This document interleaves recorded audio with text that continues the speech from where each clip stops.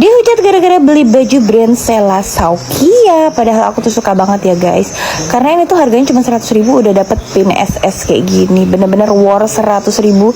Dan aku paling suka detail tangannya ini ya guys, manis banget menurut aku. Dan ini looknya setelah aku pakai kondangan nih, aku kehujanan guys pulang kondangan di tetangga aku, jadi agak basah-basah dikit.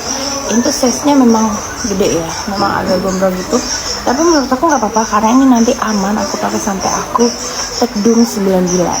Soalnya sekarang lagi sesuatu. Nah jadi ini looknya.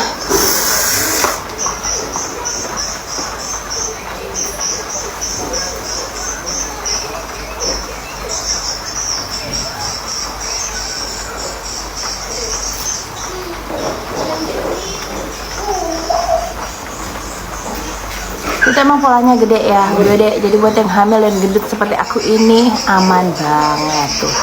Jadi kalau ada yang bilang produknya SS gini gitu ya nggak apa-apa, soalnya sesuai selera. Kalau aku dapet produknya SS ini 100.000, menurut aku worth it banget. Menurut aku, kalau menurut kamu tidak worth it ya nggak apa-apa. Jadi menurut kalian look baju seperti ini aku dapat 100.000 dengan brand SS, menurut kalian gimana?